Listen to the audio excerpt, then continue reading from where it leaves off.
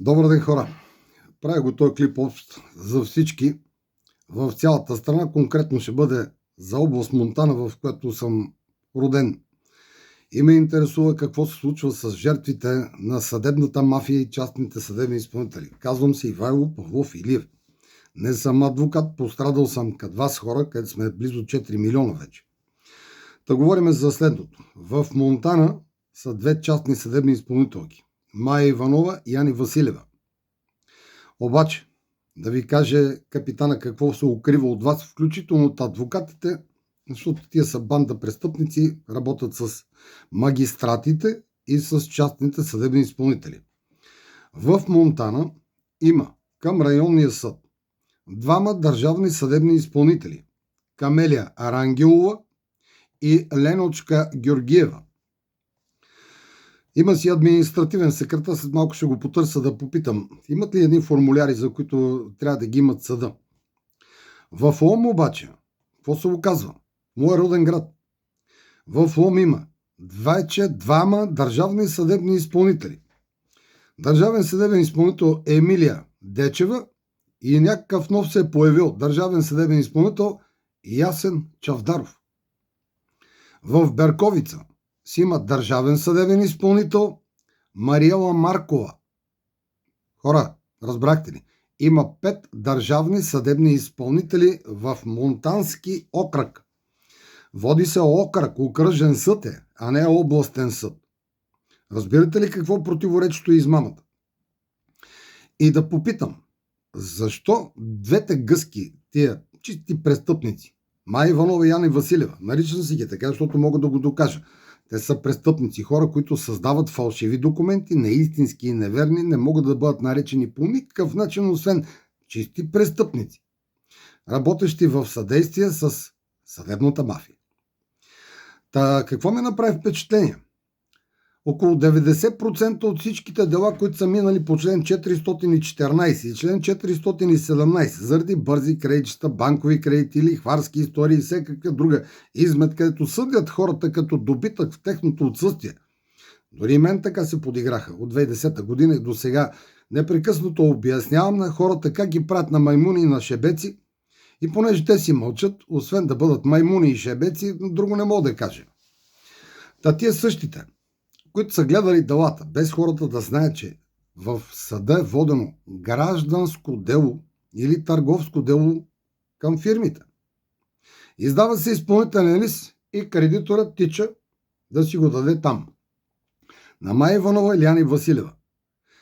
5 човека. Държавни съдебни изпълнители имат 10% от делата някъде, които са около 60-70 хиляди общо, са минали от 2008 година до сега. Те толкова са. И всички останали причастници. Значи таковат ви в държавния съд, а ви довършват двете частнички. Питаме хора, не се ли усещате, че ви правят на, подчертавам, пак на маймуни и на шебеци? Не се усещат. Усетете се. Не може.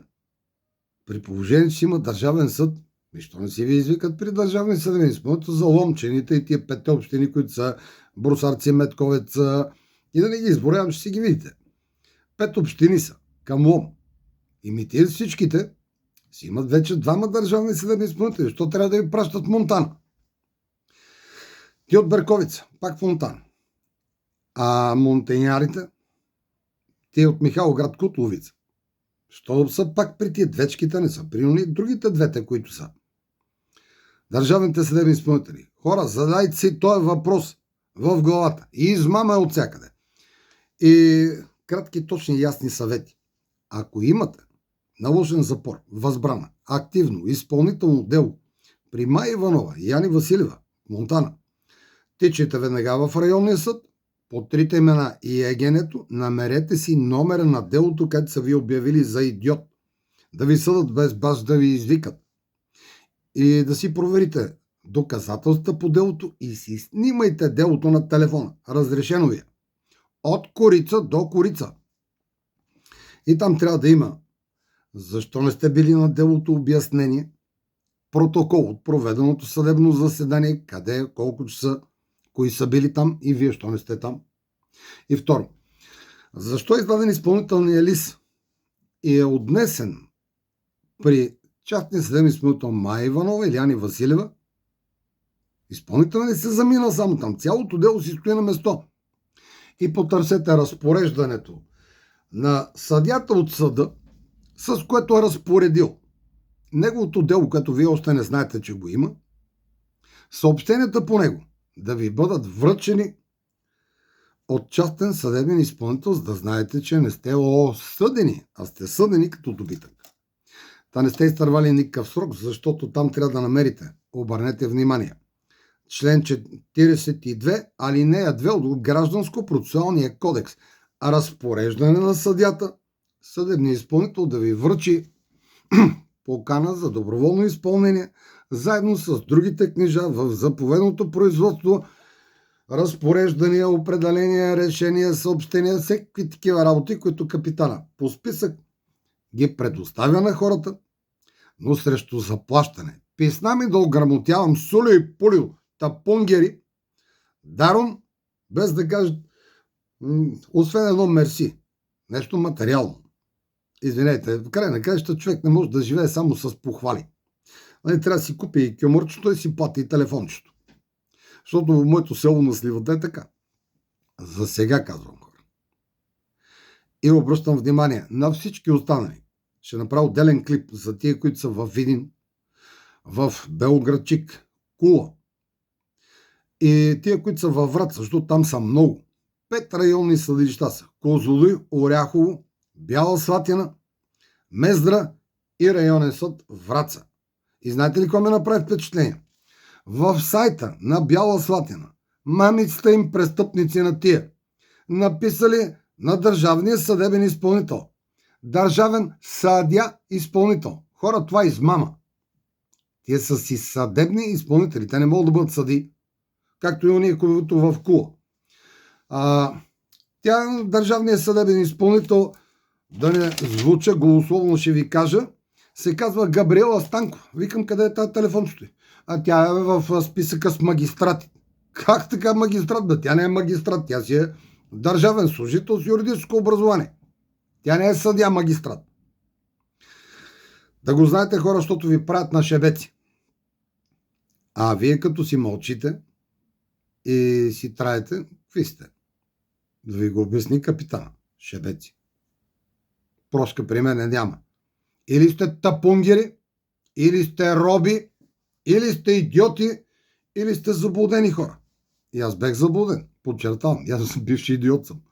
Сега не съм така. Който иска да воюва за честта си, името си, джоба, достоинството и дупето, ще ми пише и ще ми се обади.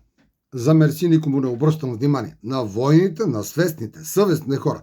Да, винаги. Така че да си го знаете. Мразя некой да ме прави на бълък, а той да е тарикат.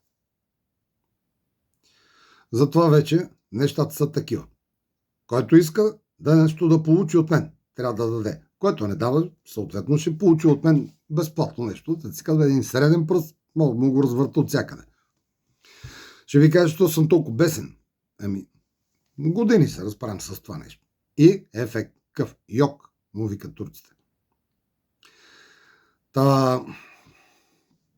Да се знае, хора. Казах, допускам и възможността да сте заблудени, да сте измамени, да сте излъгани, да сте доведени до шилешко състояние. Да вярвате на всички останали, да не вярвате на капитана, да отидете проверите. Проверете, бе, прочетете си изпълнителния лист. И ако видите на изпълнителния лист, че пише най-отгоре, изпълнителен лист, в името на народа, бла, еди коси, като виде, като установи, се разпореди да се даде следния, пак изпълнителен лист. Да знаете, че това е фалшив изпълнителен лист. Казва се неистински и неверен документ. Правно и научно, да се казва прокуратурата. Той, който го е съставил, какъв е? Измамник е. Нищо, че съдия се е подписал. Да? И ако мислиш, че той не е престъпник, не бе, той си го знае, бе. Така като имате издаден изпълнителен лист, я си набавете и разпореждането за издаване на изпълнителен лист и после се обадете на капитана, защото то подлежи на обжалване. Разбрахте ли? Айде, хора, хубав ден. Чао от мене.